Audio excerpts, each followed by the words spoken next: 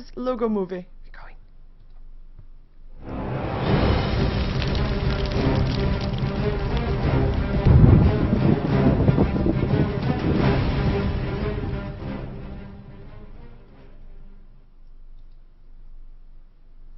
Good afternoon, welcome to a match of Dota 2. It's gonna be game number 2 for the finals for the Alienware Arena China Dota 2.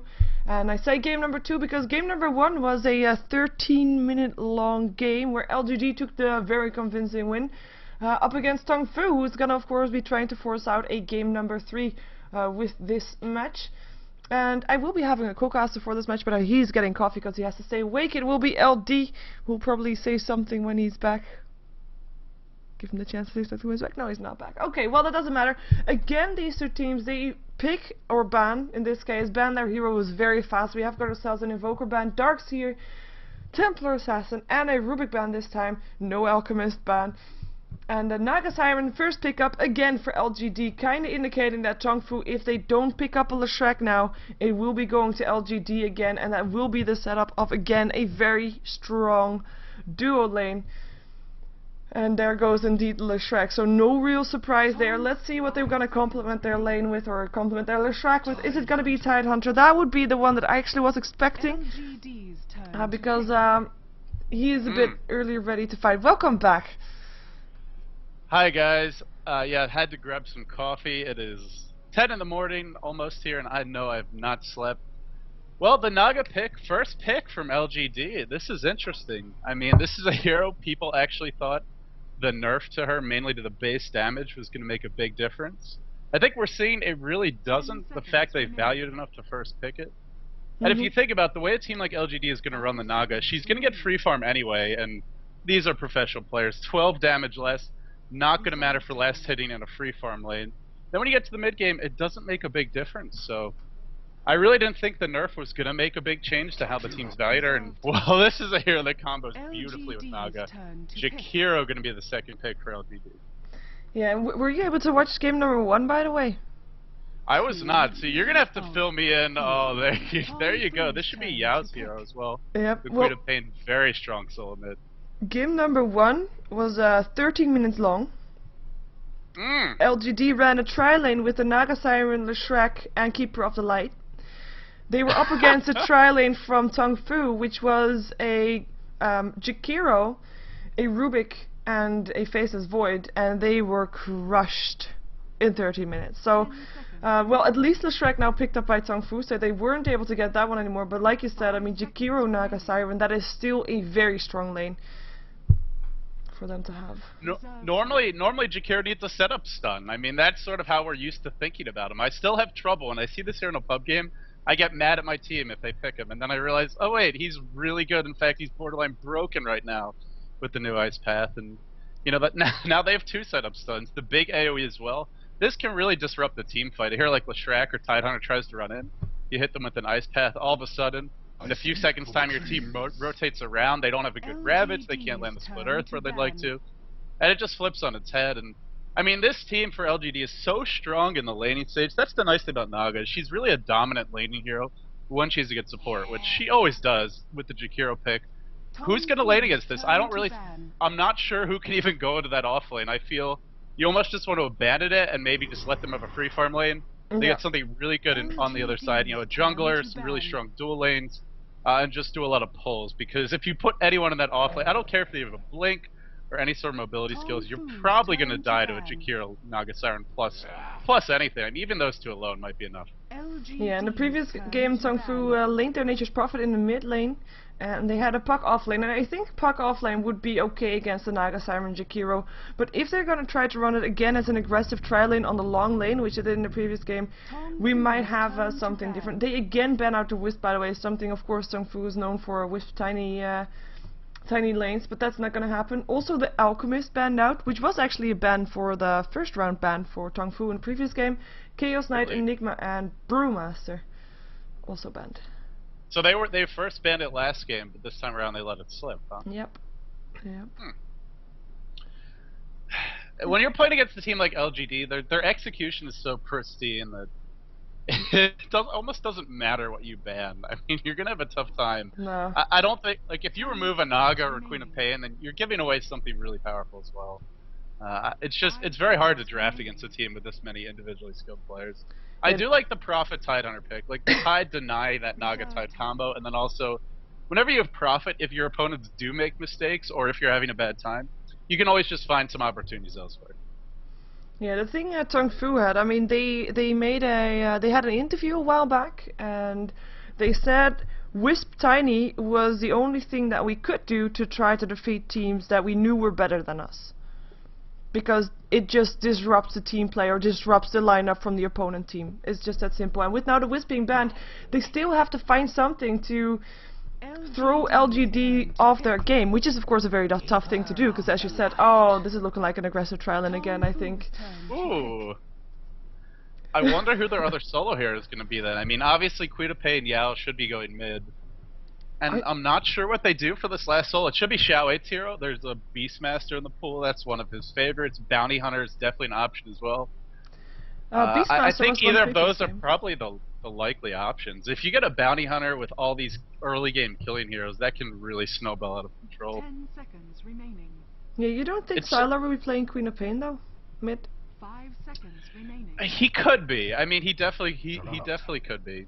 Normally, Yao is their solo mid player, but we did see Sylar go solo mid as Morphling, so it's more of a what role they want to play the hero in. And we've seen Sylar as a farming Nog, we've seen him as Morphling. It's more about how they choose to construct the lanes. Okay, that's gonna be Yao's hero. That's gonna be the Dragon Knight for Yao. So yeah, I think we are looking at probably a Queen of Pain going to Sylar then. Yeah, but how are they gonna lane this? Are they gonna have two dual lanes? Keeper of the Light, Dragon Knight together, Jakiru and Naga Siren together, and the Queen of Pain mid. And by the way, I vote Venomancer for TongFu last. They could really do anything. I mean, you could even put Queen of Pain or Keeper of the Light in the offlane solo. There's not much kill power for TongFu. There's no setup stuns, there's no long range initiation. Aside from a Gush, I guess, or maybe a TP into a Sprout. But it's not like they have, it's not really kill lanes for TongFu. It's more about their pushing power with the Healing Ward, the Edict, and the Prophet Treant. So I think you can send anyone to that top lane. If you want to run an aggressive tri-lane, Net goes through Blade Fury. You have a lot of killing potential, just the chain stuns, the burst damage. Leshrac is squishy. Prophet doesn't offer you much in the laning stage. This is going to be a scary 5 to 6 minutes for TongFu. If they can get, the main thing for them is going to be to get Ravage up on Tidehunter and the Prophet ult. If they can get to that point without losing too many towers, they'll be in a great spot. That is a lot to ask against this many strong laning heroes for LGD. There is your setup stun though, at least for TongFu. So it'll be Leshrac Sand King. It's a low range stun though. I mean, you got to get real close to Sand King in the first couple levels to actually stun anyone. Yeah, it will be very tough. And again, Sand King is of course also one of those heroes that needs those levels up.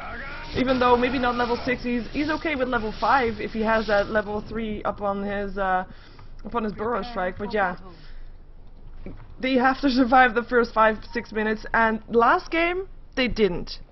So let's see if this game is gonna be different. I will be introducing TongFu, so you can do LGD afterwards. We have Moo on the Nature's Prophet once again, Long DD on the Sand King.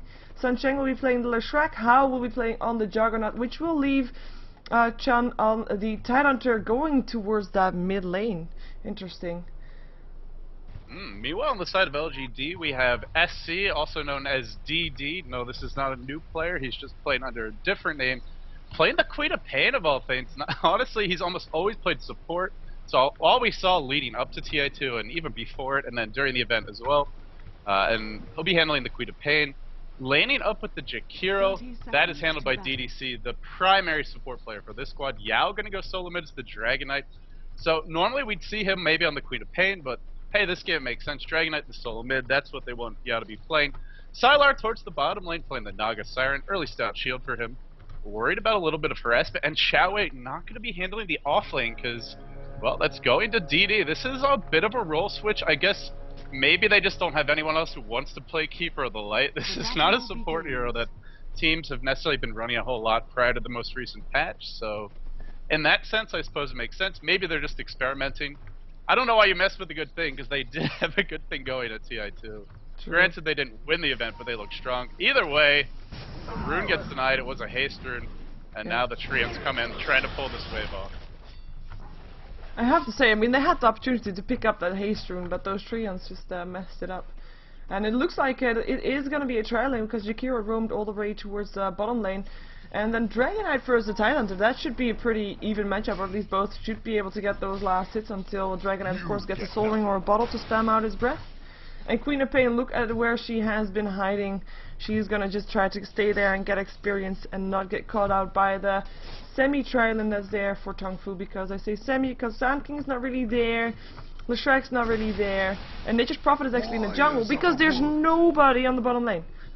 Yeah, this is kind of what we expected. I mean, they really you can't lane anyone against Naga +1 just because you have a blink ability. It doesn't matter. You get netted, you're going to be brought down. You have wind run, doesn't matter. You're going to be brought down. I mean, whatever sort of mobility or escape skill you have, net counters it. I really can't think of one that doesn't counter. And I like this decision by TongFu. They're going to be farming, pulling a lot. They're really going to shut down the Queen of Pain. And hiding in the trees doesn't help you when the creeps aren't there to actually get experience from. Some demon style play, also the lane ward here, this could be very useful. And in comes the gank. They want to get a first blood and they might be able to. Yeah, and there's the burst strike indeed. Leshrek's done to follow it up. She will be able to blink away though. So that's not yet first blood, but it is an indication of what they can be doing. Nature's Prophet thinking about TPing, just harassment though. Harassment TP almost. And there's the self, only 5 tangos to go. This is a big man fight mid. Yeah, yeah, face down against this Tide Hunter. I gotta say, it's not fun to be any melee hero against Tide's Anchor Smash, but Dragon, if you just spam that Breathe Fire out, it's just neither hero's gonna be happy. I mean, they're both just constantly battle crowing. It feels like Pinoy Dota almost. The rune was jacked by DD, so doing something in the top lane, but very little. This is a concern for LGD. This is a level 1 Queen of Pain who's not farming at all, not getting any experience. But the lane will finally push despite what I want to call like quadruple pulls, just everyone pulling top lane. Doesn't matter. She's gonna get some much needed experience now. Yeah, in the meantime, Nature's Prophet has decided to indeed show his face on the bottom lane. I mean, I say show his face, but he's still hiding in the jungle. Oh, now he gets out. That's nice, because the lane was all the way pushed out. I do think that as soon as they want to, they can push that lane, take the tower without too much concern. But for now, I mean, Sylar is just free farming. He's 15 for 4, doing okay. Even though I have to say, Juggernaut's keeping up, 14 to 6.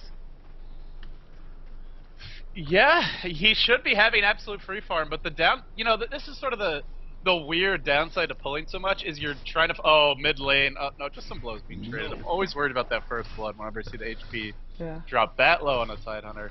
But you know, it's the downside of doing this much pulling is you're constantly having the last hit under your tower. Howden start with a Quelling Blade. You kind of need a Stout Shield to take the creeps.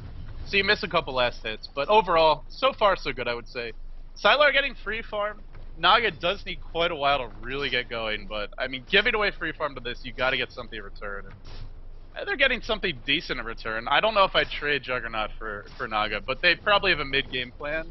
The Tide Hunter getting 6 quickly, then they can be really aggressive. Sort of force down towers with the Prophet Treants and the threat of Ravage. The threat alone is enough to drive most teams back, and if they don't back off, you might be getting wiped pretty quickly.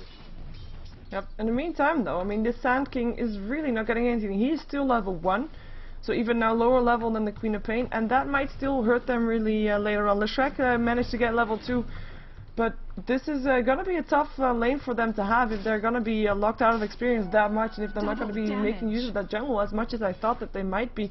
With Nature's Prophet now back inside the jungle also, who is level 4, so the experience is really not going all too much in favor there. And the supports on the bottom lane for LGD, we do have Keeper of Light level 4 and Jakiro level 3 as well, so they are at least getting that, and they have decided to start pushing. Keeper getting cleared very top fast. lane. Oh no, DD gets caught out. The spin after the chain stun. Easy first blood for TongFu. And they waited around forever, and Queen of Pain just walked right into the trap, rewarding that. It seemed like a waste of time, but hey, if she shows up, it's not. And now they can push. The healing ward is being picked up. They're not even going for stats on this lane. And that's going to make... And this push is scary with the healing ward, with Edict. And then Prophet can even TP in and drop some treants. They could be looking at tier 2 in the next couple of minutes. At the same time, though, look at what LGD is doing in the bottom lane. Yeah, they got the tower there as well. Jakiro picking up the extra gold there, so nice for him. But that is indeed a tower for tower, though if you combine that with the first blood going to TongFu, that's of course them in favor, and How actually continuing on the way, but the rest of his team backing off, might be thinking about defending that top lane, because LGD, they are continuing to push, and we do have a Juggernaut coming back in for that Queen of Pain. Juggernaut's still not level 6, so oh, now he got level 6. Ooh, this might be dangerous. Omni Slash in the house, even though he doesn't have any mana just yet. Rotation from Moo as well as from the Tidehunter towards the bottom lane. No Ravage! He doesn't have Ravage! He's showing up like one creep away from having put the Anchor Smash button. You see, that should be an easy kill. Look at that blinding light, or excuse me, that Illuminate just chopping him up. All his spells have to do with light. I always get them mixed up. But they do get the kill either way. I'm just shocked Tidehunter is ganking like one creep before level 6. I feel better to just get that level and then have a TP ready to defend your tower. But, you know, easier for me to say as a spectator, perhaps. Either way, he's got the Ravage now. Now they can be aggressive. And you don't run solo mid Tidehunter to farm. You run him once you get 6 to set up kills. So, for me, this is the one player for TongFu. He's got to have an impact, and keep your eyes on him. Because if you hit a couple good Ravages, even just one, it can completely turn the game. Yeah, we already see Sand King taking up his place in the mid lane, because now it's his turn to get the levels up. Of course, Dragon Knight will be there. And that might be a bit of an issue for Sand King, especially with that Illuminate going through. He really has to be careful. He does have level 2 Sandstorm, so he will be able to chain it, but, you know, there's just too much AoE coming up from LGD, and that's a dead Sand King. No Burrow strikeout, not even an attempt to. Sad story. I love the Chinese spectators. They always have the ... coming out. Anytime someone does anything that they don't agree with, they make sure to let you know about it by saying nothing, but at the same time saying everything. Oh man, now they're gonna pressure mid, and I mean this LGD, they have such a great pressure lineup. The DK ultimate form, and Kodal. I mean just Kodal by himself, the keeper of the light, just constantly spamming Illuminate. And if you ever try and get aggressive, you can Spirit form or bring an ally into the fight. It's very difficult to fight into LGD, and I say that even though we haven't really seen them use their team fight at all. Naga has Son of the Siren, but not use it yet. And they ran a solo mid Tidehunter on the part of TongFu, but where's the Ravage? Where are the team fights? It looks like they finally want to force one mid. And there we go, TPing coming from the Juggernaut as well. Tidehunter looking for a way on. Nature's Prophet TPing. And there is the Ravage. Omni Slash. Leshrac picking up the kill on the Dragonite. Kalinin, I want to say easy kill, but they did use a lot to take him down. And the tower is in the nigh range right now. Illuminate still going through, so there will be nothing that they get in return for that kill. No tower, no nothing. But at least they kill off the Dragonite. First time he went down, and I think it's a kill that they definitely needed at some point, even though Dragonite did pick up his item before he died, I believe. That's where you feel like a Dota celebrity as Xiaowei takes a Burrow Strike mid. In fact, this might be a dive from LogDD, the new member of the team. Oh, he's gonna back off. Xiaowei does have his boots now. Keeper of the Light has above average move speed, so when you have a Sand King who's only level 4, you can pretty much just strut away from him. They opted to deny it. I thought they might leave the tower around, but that's an expensive Ravage. I mean, just to kill the DK, plus your Omni Slash as well. I mean, they got a kill on the DK, that's nice, but LGD's lineup is not... Ice Path, Illuminate, Burrow Strike away. This time LongD will be safe. Another tower in deny range. This tower's deniable as well. Oh, they're under siege right now, Sheever. Make no mistake about it. Yeah, siege has begun. I mean, at the same time, they have to wait for that Ravage to be up again before they're actually going to be able to do anything again, so they cannot defend this. Tower will drop for sure. And there is a Dragon form up again very soon, 20 seconds, and no Omni Slash to defend it. They have nothing. You know what I was trying to say about this LGD lineup is there's quite a few heroes that benefit from farm. I mean, the Queen of Pain, the Dragon Knight, the Naga, they don't have all their eggs in one basket. It's not like they just picked an anti-mage. That's their only late game hero. It's a very sort of versatile and diverse lineup. They're not relying on one hero to carry the game, but they all can contribute. So using 2 ults on one means the others are going to be free farming net onto Sangchain, but he should be okay. Yeah, he's just going to walk away. Just a little bit of pressure. They're really keeping the pressure up on this bottom lane, but I don't think they're ready to go high ground, and apparently they're not. They're going to back off. Sylar 2100 gold. Are we going to see a Radiance? Are we going to see the early... I mean, what LGD was favoring all through the International was just the quick Lincoln Sphere to guarantee that you get that Son of the Siren off at the right time. Just tank up your Naga, make her very strong defensively, and it would be very nice this game. It blocks the Burrow Strike. You can't Omni Slash as effectively against her. It blocks the Prophet ult. I don't think it's a necessity. Maybe Sylar will go for the Radiance, but either way, he's getting some good farm. It looks like he is our lead farmer for this game by quite a bit, in fact. Yeah, I think if you want to use the song... Oh, wait a second. Sand King invisible. Is there going to be any action going here? Nope. Level 4 versus Wait until level you 8. move. Let's do that. Wait until you move your camera, then there will be action. Ah, yeah, probably. And there, in the meantime, up on Sheng, they found him. They kill him 3 versus 1. Not a very fair fight. And Jakiro picking up the last hit. 3 for 3 right now. I think they could Xiaowei be is going just on always... Xiaowei always in the right place at the right time. Uh-oh. That's a dead Yao. That is a dead Yao. Sprout there. They will have to use... Oh, he's going to try to TP out. That's the Ravage. I was going to say they will have to use something. Ice Path still going through. Illuminate as well, but nothing to follow it up on afterwards. So, Blinding Light, Sand King, not again. Burst Strike out on the Queen of Pain. Should be okay. Got Learn Charge up of him. Also, though, Sonic Wave still hits Long DD now on the run. Ice Path locks in too. And that is the Omni Slash up on the Keeper of the Light, who goes down to the Anchor Smite of the Tidehunter still. Bit of overextension there as they lose 2 and don't get the the Sand King, who's getting away on 50 HP. You know, it's the caster's curse. As soon as I say that Xiaowei's in the right place at the right time all the time, then he's in the wrong place. Yep. The wrong neighborhood and immediately gets assassinated by Hao. I like the build Hao's gone for. Just getting the drums, the phase boots, just a build that it's very cheap build up. It allows you to be involved early, and I mean, this is not really a team where they could just sit back and let LGD farm. They're not going to win this late game without an item advantage, without getting Roshan. They do have that dire side working in their favor. I would like to see them go for a quick Roshan. I mean, maybe not after this fight, but you already see the ward preparation. Despite having these towers down bottom and mid, I think they could go for it. Maybe win one more fight and then do it. Wait for your Ravage to be up. But if they wait too long, LGD are going to start to get that next level of items up. You already see the BKB coming on Yao, the Sylar, 3,000 gold now, so about another 1,000 since we last looked at him. Once they start getting those next items up, life gets harder. But the nice thing is they have kept down DD.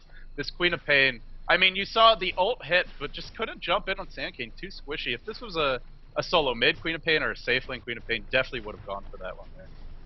Yeah, and Counterward already came out from the Roshan pit also, so it looks like LGD is aware that Roshan might be the next target, and they will indeed need to have a fight before going in, because right now it would be an obvious choice for TongFu to go, so as soon as they're missing from the map, you know where they'll be.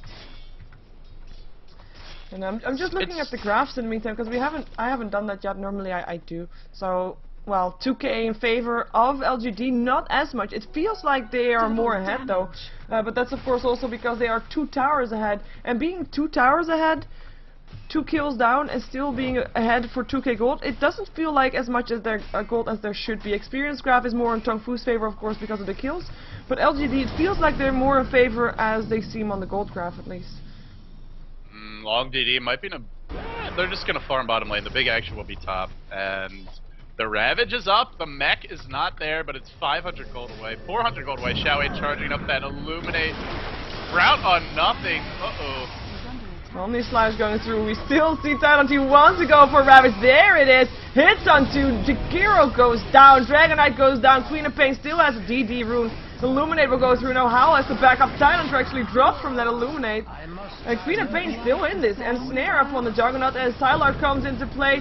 And there goes a double kill for Leshrac, picking up the Queen of Pain. Still Sand King now on the run as well.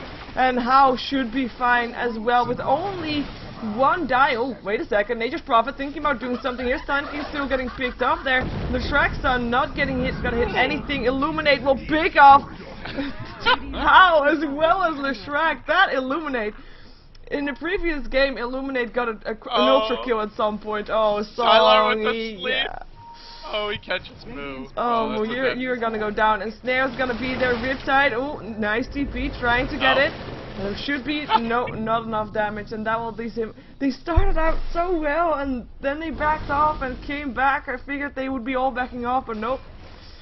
You can't ignore Keeper though. That's the beauty of this hero as a support, is if you ignore him, he's just gonna destroy you. I mean, you can see the damage from Keeper of the Light. The first Illuminate, he only channeled it for a second and then wisely ran away. You don't want to be standing there when Tidehunter charges into Ravage in the middle of the fight, but he got off, he missed one, and then he hit a big Illuminate, and that's really what turned the fight. For me, it's all about Xiaowei on this Keeper of the Light so far. He pushed bottom early, he's been pressuring the other lanes, and now he hits a huge Illuminate in a team fight. And that's their damage. I mean, the Queen of Pain ult wasn't really there. The The twin-headed dragon not doing too much, but a big illuminate wins in the fight. And now they're gonna push a tier 1 top and get some more map control. Yep, and they already have the majority of the map control. There's only one, well, 2 wards actually now up for the Dire. They placed the ward before the fight started on the top lane, and other than that, they have a sentry ward on the bottom lane. So that's it.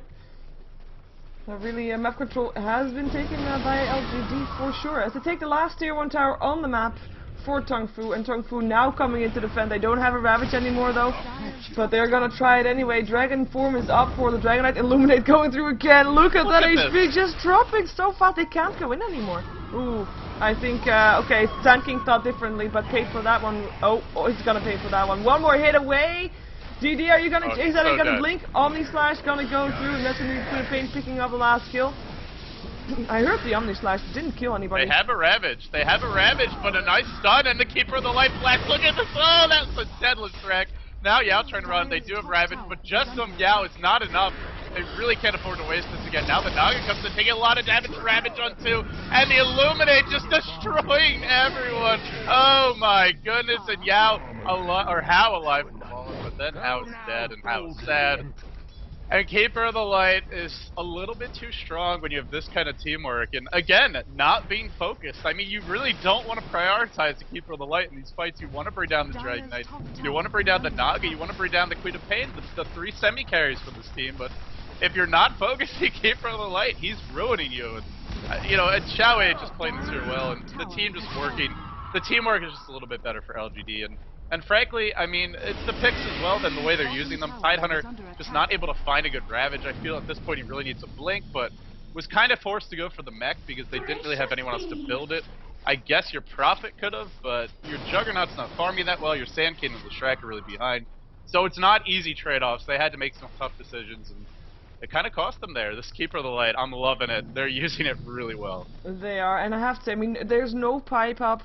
There are some races on the Sand King, but you know, he still went down, he still took a lot of damage, but that Leshrac, as well as the Nature's Prophet, I mean, you saw that Illuminate went through and was like, okay, that's half your health gone.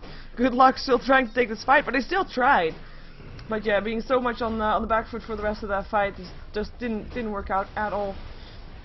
And it's so annoying to play against this guy. It's just ridiculous. It is fun to play him though, I have to say that. Like, you know, you can be so annoying. If you can be annoying for your opponents, then you know you're doing well.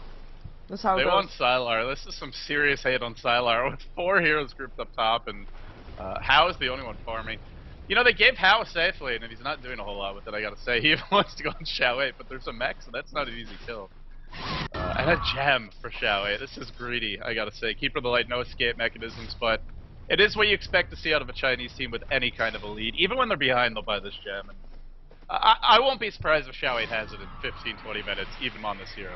No, and of course it's great to continue getting that map control, because there's just not going to be any wards up for TongFu. As they smoke up, they're looking for someone on the top lane, but Naga Siren already gone. And Queen of Pain, though, she's taking Xiaowei actually was able to pull Sylar back to the fight, so this is just toying with TongFu. Use that recall ability from Spirit Form to bring a hero back in. So they send 4 heroes top, they try and gank, and right when they're about to get there, he just gets recalled. Huge waste of time. That was like a minute and a half for the whole team, and they didn't get anything accomplished. Yeah, we might have an epicenter this game, by the way. Ooh, Ice Path up on the Tidehunter. Burrow Strike in. No epicenter just yet, and Snare there. Long DD will be down before the fight even starts. There's the Ravage hit, and a lot of people though. Only Slash going to. That is Leshrac picking up the Queen of Pain and Naga Siren. Keeper of the Light will be fine, and How has to back off again and knows it too, and he's already on the run together with the rest of his team. It's still 2 for 1, they still got that trade, but they still lost the tower, and Yao not done just yet. There's the Dragon 2 up on the Nature's Prophet, Ice Path as well, and the HP of Mu just melts away, goes down to, again, Keeper of the Light. Mana leak up on How is trying to get away. Dragon 2 there again though, and Ice Path will be there as well. It's on 2. How will be dropping. Keeper of the Light double kill, because he's not got enough kills just yet. Burrow Strike up on Yao, but yeah, Long DD. I mean, he's not gonna be able to Alright, I just want to point out, he's 7-1-7 and they have 15 kills. He's involved in all but one as a tri-lane roaming Keeper of the Light of all heroes. Xiaowei, I mean, for me, he may be the best and most versatile player in the modern Chinese scene. I know a lot of people, I know Gods is a soft spot for YYF. There are plenty of other players you can make your case for, but Xiao has got to be on the short list. I mean, we normally saw him on Bounty Hunter or, you know, Beastmaster, Prophet, like these sort of traditional off-lane heroes, but tri-lane support, Xiao, Keeper of the Light, winning this game for his team, and oh, by the way, he's the captain for this squad. He's calling all the shots while he's busy racking up the kills. Yeah, and he is indeed. He's only missed one kill that he wasn't a part of. That's pretty impressive, to say the least. Incredible. And he's even, I mean, right now you see exactly the state of the game. A Keeper of the Light, like you said, off-lane support. A tri-lane support, I should say, sorry. He was on the other side of the river from his base, just farming, while being that support. When do you see a support going that far out? And that is really just a mental state, doing his work right there. TongFu just afraid of going in like Keeper of the Light, thinking it might be bait. Again, it's, you know, I mean, they did the right thing on the part of TongFu. You gotta focus the Naga, or else your whole team fight is wasted. You blow a Ravage, you blow an Omni Slash, and then she just sleeps and they walk away, and then they kill you the next fight when you don't have those ults aligned. But if you focus the Naga, if you focus the Queen of Pain, you're not dealing with this Keeper of the Light. At this point as well, you can't really focus Xiao either, because he's got the mech, he's got the levels. There are no easy kills, and that makes this game very hard. TongFu smokes up, but LGD just seems to know where they are without actually having any vision at all. And they're gonna start pressuring mid. So you know what? If they don't come to us, we'll just make them come to us regardless, because you know tier 3 tower gonna get pressured, and here they come. Indeed, it's gonna be a burst hike, only on Creepso, and there is a snare. Ravage being used still. Long DD should be able to get away there still. No, it still goes down to the Queen of Pain, and it's gonna be a massacre. I think still with stun up on the Sunshine. How doing what he can, but gets locked inside an ice bath, and snare there as well. The Ravage already gone. They cannot defend this right now. They have to go back inside their base, and they know it too. Moo still getting chased, so this is a big dive. And Keeper of the Light, of course, picking up a kill because he can. And they could also push the tower if they want to, and they want to. Tier 3 tower gonna get pressured. LGD looking really strong in this game with almost 10k gold in favor, experience 6k experience in favor, because to be fair, there's been not that many kills. We're watching a master at work right now, and it's not just his individual Keeper of the Light play. Burrow striking on 2, the Splitter, it's a follow, no, just the Edict, and the Pulse Nova, the Splitter is pulling down, and now Sanctuary gonna drop after long DD. There's the Queen of Pain ult. Totally unnecessary, but they secure 4 kills in the space of about a minute or so. Get the rack. They still haven't used the Naga ult, which honestly, yeah, I mean, you're seeing how strong this hero is. Just having the net to set up the other abilities, as well as the pushing power coming after the illusions, the Riptide. Naga is not a hero that needs to use all of her skills perfectly to have a big impact. She's so versatile. But I mean, overall, this LGD lineup, for me, the one thing that they really have going for them, which TongFu doesn't have, is they're not reliant on big ults to fight. I mean, yes, they have Naga Sleep, they have Queen of Pain ult, but they don't really need those to win fights. They have so many reliable stuns, lots of spammable nukes. Whereas for TongFu, they need Ravage and they need Omni Slash to win a fight. And LGD is just abusing that. They're picking fights constantly whenever those ults are down. They're forcing TongFu into bad positions when they're not available, and they're turning the game off of that, and as well as just outplaying them and making better team decisions. But I think it's mostly just understanding the matchup and playing to perfection for LGD. Yeah, definitely true. And of course, I mean, there's 2 things. I don't think we've seen an epicenter just yet, or have we? It's good luck getting one off this game. I mean, true, but we also don't have seen, like you said, a Naga Siren song. Well, we have we didn't see it in the last fight. We have seen it the one time with Prophet up top. Oh where yeah. the Sneak came out. But it's not. We haven't seen a big Naga Siren. I mean, in theory, they could get one off. You know, sleep into the Kodo Blast, into the Macro Fire. They have their team fight combos available. They just don't need them, and the team fight breaks up on them. Oh, BKB on first. Yeah, he's just gonna TP out. Ice Path still there. Locks in 3. They could fight this if they want to, though.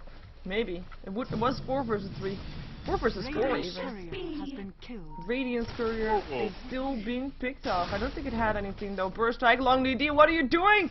Don't go in there. Mana leak up on there. Leshrax's not gonna try to scare them off. Ice Path will lock them in place, or will lock down Long DD. Queen of Pain finished off her BKB too, so Ravage won't hurt her, and Snare up on the Tidehunter. Macro Pyre there as well, forces everybody from TongFu back, and there is an Ice Path locking everybody in. There is going to be a Tidehunter going down, Leshrax going down, TP out from the Sand King, TP out also from the Juggernaut, but that is, again, staying too long. Too much support incoming for LGD. This is what LGD loves to do. I mean, it started even before the International 2 when Sylar was playing solo mid Morphling. He almost always rushed a BKB in that tournament.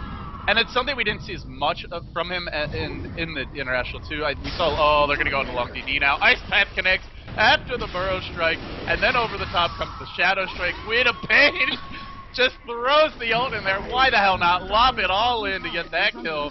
And now Moo on the back foot. No time to analyze, because they're just diving the base. Oh my. Indeed, Moo is gonna be, yeah, that's another song there. How he's gonna be stunned in, he's gonna try to get himself out. There's gonna be a tight under the Shrek as well. I'm not sure why Townsend is in there. He doesn't have a Ravage anymore. Sunshine will be picked off here. Jakiro still went down to the Shrek, so that's something that they got, but it's not gonna be enough. Howl will drop. Illuminate flies through again. Dragon 2 up on the Nature's Prophet rather. And he is going to be dropping there as well, but the only one left in the base is Tidehunter. Sand King out on the Burrow Strike, being a bit ballsy, but you know, he has died 7 times right now. We're going to have Tidehunter getting picked off still before he can make it back. Long DD, using his epicenter by the way, still doing some damage, but not enough. And I wouldn't be surprised if we see GG. We actually already have a disconnect out, yeah, there we go. I'm waiting for the dots from the Chinese spectators. That's when you know the game is over, when they all start spamming it. But I mean, the finishing touch for LGD after such a convincing performance all the way through the game is just getting quite a few BKBs. The Dragon Knight gets a BKB. We saw the Queen of Pain get one, and this is, by the way, off-lane Queen of Pain who got shut down very hard in the early game. We even saw First Blood given up there. Didn't matter. I mean, this is a hero that can come back. They were okay throwing that away. And there's no answer for the BKBs on the TongFu lineup. So it's LGD understanding the matchup, playing it correctly, and then even making the right item selection. Just every piece of the puzzle coming together for them. Well, we're seeing why LGD is absolutely one of the top, I would even say top 2 teams in the world. At worst, you could say top 3, maybe top 5 if you're really feeling Eurocentric. But, I mean, for me, they're top 2, top 3. It is very impressive. Very solid and very consistent performance as well. Though this game lasted twice as long as the previous game, they still managed to take the win, which also means they took home $1,500. TongFu still doesn't go home empty-handed. They got $1,000 for getting the 2nd place in the Alienware Arena China Dota 2 tournament. Do you have any shoutouts, by the way, as this was the last game? I just want to say there's no shame in losing to LGD. I would be honored to even last 4 minutes against them. You know, it's what happens when a game is one-sided. You see people in the stream saying the team is bad. No, TongFu is not a bad team. They played pretty well at the International too. They've had a slight switch to their roster with Long DD coming in, but I mean overall it's pretty much the same team. And they played well. It's just I really didn't even think they made that many mistakes. I just felt LGD, they had a better game plan and more importantly they execute well. So shout out wise, thanks for putting up with me, Sheever, I guess. If you guys enjoyed me, youtube.com/LDDota, Facebook and Twitter/LDDota, both the same there. But yeah, it was fun, and hopefully we can do it again sometime. I mean, ideally with better games. Yeah, I agree there. It would be fun. We should definitely do that again. And I also, of course, want people to subscribe to my YouTube, youtube.com/SheeverGaming. Same name for Facebook, Twitter, and my website also has that name. Guys, Sheever needs 5,000 subscribers on YouTube. I do. So I am on 2,800. Are you really? Yeah, you've grown a lot. You were at like 1,000 or something the last time I talked to you. I know. It's going well. It's going well. Of course, since then I've started spamming it out, so that helps a lot. But yeah, thank you also for co-casting with me. Just beg when in doubt. That's what I do. Yeah. Yeah. No, it's a pleasure. I mean, it's a one-sided game, but even when LGD just stomps, I mean, they're a team where you just have to admire how coordinated they are and how well thought out everything is. Even it's a one-sided game, but it's something people really can learn from. Yeah, I 100% agree there. I mean, normally it's never really fun to, of course, cast stomps like it was the first game, but you still see them. The coordination is there. The draft alone is already good to see, like how they decide which heroes to go for, which heroes to ban. I mean, Alchemist got banned both games. Why? He's too easy to like.